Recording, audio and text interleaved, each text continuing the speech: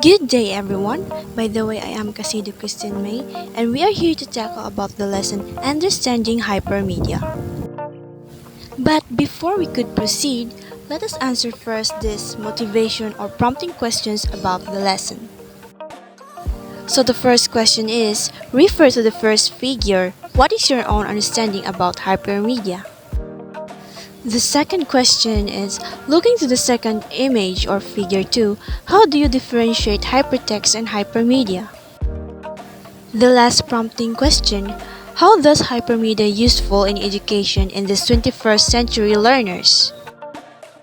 Well done, students! Now let us proceed to the discussion. Good day to each and everyone. Together with my group mates, we are here to tackle about the lesson 15, Understanding Hypermedia. So first, let us know what is the contribution of Ted Nelson to hypermedia. Born in 1937, 𝘑𝘀 Nelson is an American philosopher, computer scientist, and sociologist. He is specialized in the fields of information technology and cyber philosophy. The term hypermedia was first used in 1965 article written by Ted Nelson.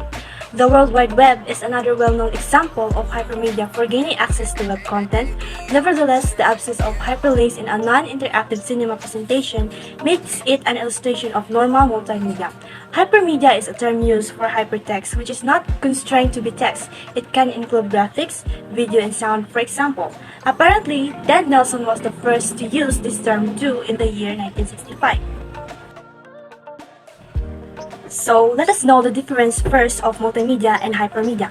Multimedia is the use of computers or related devices to present text, audio, video, animation, interactive features, and still images. Hypermedia is the use of text, data, graphics, audio, and video as elements of an extended hypertext system in which all elements are linked where the content is accessible via hyperlinks. So, their differences is that multimedia is the term for a variety of digitally displayed media forms, including text, images, audio, and video. In terms of presentation, multimedia context can be either sequential, provided in a predetermined order, or nonlinear, permitted non-sequentially by the user. Example of using multimedia in education is educational materials such as e-learning courses, interactive textbooks, and educational games often use multimedia elements to present information in a visually engaging way. Whereas hypermedia, the interconnection of information is emphasized by hypermedia. It contains hyperlinks that connect various bits of information, letting users to browse between them in a non-linear way. Moving on, let us define what is hypermedia. Hypermedia is nothing but a multimedia, but this time packaged as educational computer software where information is presented and student activities are integrated in a virtual learning environment. This means that hypermedia is a type of information system where information is presented in a non-linear, interconnected manner using hyperlinks that allow users to navigate between different pieces of information. It is an extension of the term hypertext. So when you say hypertext, hypertext is a type of text that contains links to other texts or resources, allowing readers to navigate between different pieces of information. Hypertext only contains text and informations and doesn't involve graphics, audio, video, and hyperlinks, not like hypermedia. Hypermedia is a non-linear medium of information that includes graphics, audio, video, plain text, and hyperlinks. Hypertext is likely something you've heard about. In case you're not familiar, hypertext is text that can be read and interacted with in many media, typically on web pages. The hypertext, often known as hyperlink, usually directs you to another place, either within the same document or elsewhere. A hyperlink is a clickable component in a web page or electronic document that, when activated, takes the user to another web page, document, or resource. Consider hypermedia to be the next logical step after hypertext. And that will be all for my part. Thank you. Good day everyone, my name is 𝘊𝘀𝘳𝘪𝘴𝘵 Jr. and now I am going to continue our report. And so on, let us proceed to our discussion, which are the most educational IT application are hypermedia, and this includes tutorial software packages, knowledge web pages, simulation instructional games, learning project management. And let us clarify what is the definition and function of this application. So let us start with the tutorial software packages. Tutorial software allows you to create interactive learning tools which help people to learn. Typically, tutorial software can create step-by-step or guides which highlight areas of the screen so that the user can follow along and understand the process better. And the second is knowledge web pages. A knowledge base is a self-serve online library of information about a product, service, department, or topic. The data in your knowledge base can from anywhere. Typically, contributors who are well-versed in the relevant subjects add to expand the knowledge base. It's designed to make it easy for people to find solutions to their problems without having to ask for help. Third is the simulation. Instructional games. Simulation are instructional scenarios where the learner is placed in a world defined by the teacher to represent a reality within which students interact. The teacher controls the parameters of this world and uses them to help students achieve the learning outcomes. And the last one is the learning. Project management is a set of activities and tasks that lead to a defined goal. Projects are unique and differ from a routine operation because each one is expected to reach a conclusion. For example, may include the construction of a new bridge or building or developing software or even various web sources like torrent websites, online apps, and etc. for an improved business process. And now let us proceed to characteristics of hypermedia application. First is learner control. Learner makes his own decision on the path, flow, or events of instruction. Next is learning wide range of navigation routes. The learner controls the sequence and pace of his path depending on his or her ability and motivation. He or she has the option to repeat and change speed if desired. At the start, the learners may choose the learning activities he or she prefers. Meanwhile, the teacher has the prerogative to determine suitable learning objectives. And the last one is variety of media. Hypermedia includes more than one media: text, graphics, audio, animation, and video clip, but does not necessarily use all types of media in one presentation. So even all its capabilities, hypermedia still does not replace life's experience and learning from the nature and life. This is the saying that information and communication technology cannot replace the teacher altogether. And that's all for my part. Thank you. So first, let us know who is Robert Mills Gagné. Robert Gagné was an American educational psychologist best known for his conditions of learning, and also he was invented the 9 events of instructional learning. So these are the 9 Gagné's events of instructional learning. So first is gain attention, second is inform learner of adjectives, third is prior learning, fourth is present content, 5 is provide guidance, 6 is practice, number 7 is provide feedback, number 8 assess performance, and the last is enhance retention and transfer to the job. Gain attention. Ensure the learners are ready to learn and participate in activities by presenting a stimulus to capture their attention. Second is inform learners of objectives. Inform students of the objectives or outcomes of the course and individual lessons to help them understand what they are expected to learn and do. Provide objectives before instructions begins. Third, prior learning. Help students make sense of new information by relating it to something they already know or something they have already experienced. Fourth is present content. Use strategies to present and cue lesson content to provide more effective instruction. Organize and group content in meaningful ways and provide explanations after demonstrations. 5 is provide learning guidance. Advise students of strategies to aid them in learning content and of resources available. In other words, help students learn how to learn. 6 is practice. Have students apply what they have learned to reinforce new skills and knowledge to confirm correct understanding of course concepts. Provide feedback. Provide timely feedback of students' performance to assess and facilitate learning and to allow students to identify gaps in understanding before it is too late. Number 8 is assess performance. Test whether the expected learning outcomes have been achieved on previously stated course objectives. And last but not the least, help learners retain more information by providing them opportunities to connect course concepts to potential real-world applications.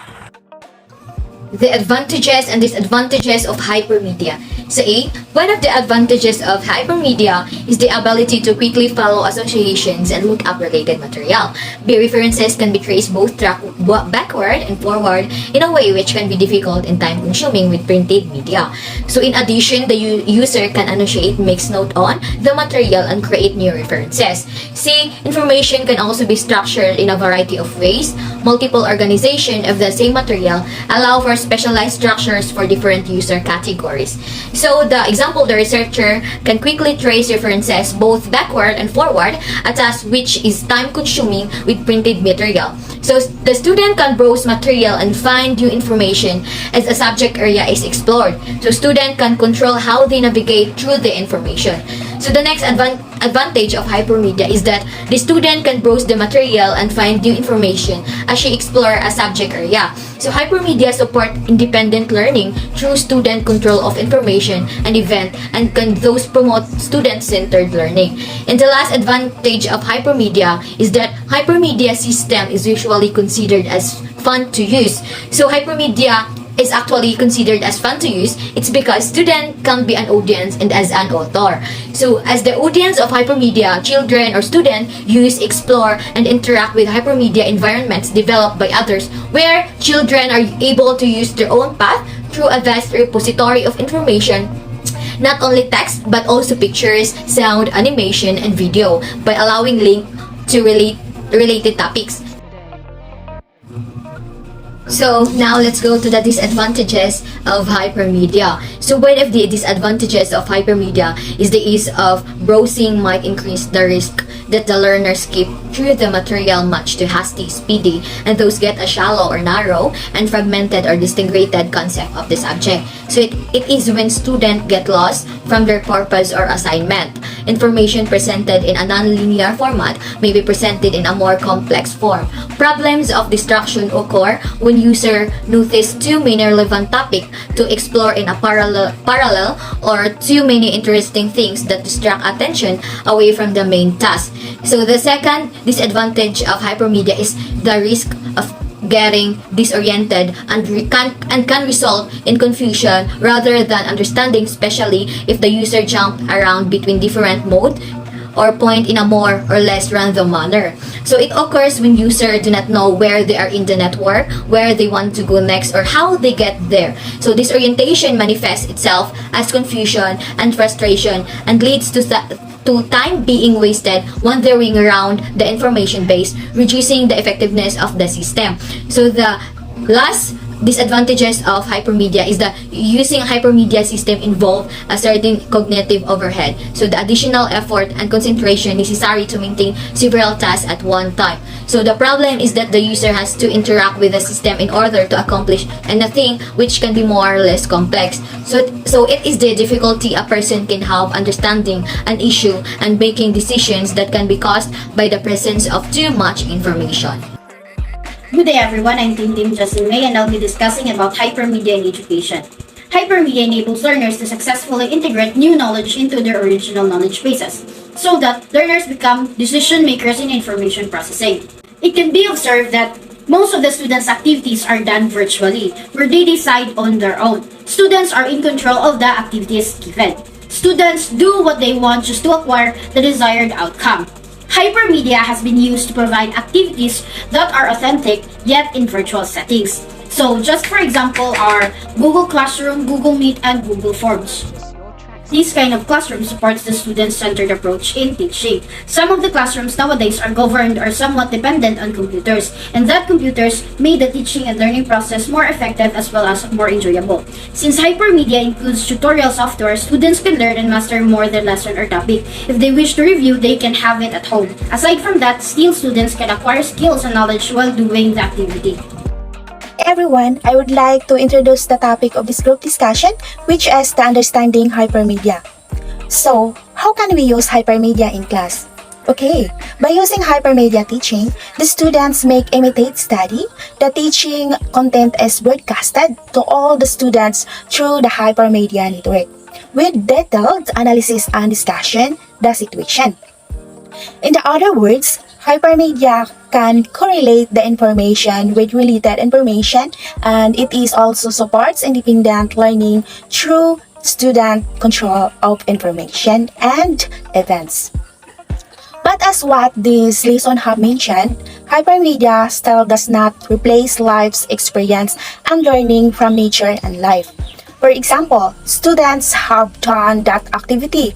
It is still best if they will do it in an actual way. If it is important to let the students experiences the real activity, so don't let them hold a certain part of a computer. Hypermedia is really a great help because it is very useful in doing the instructional event. Teachers have the great role in all of this, so we must be reminded also the limitation and disadvantages of such application.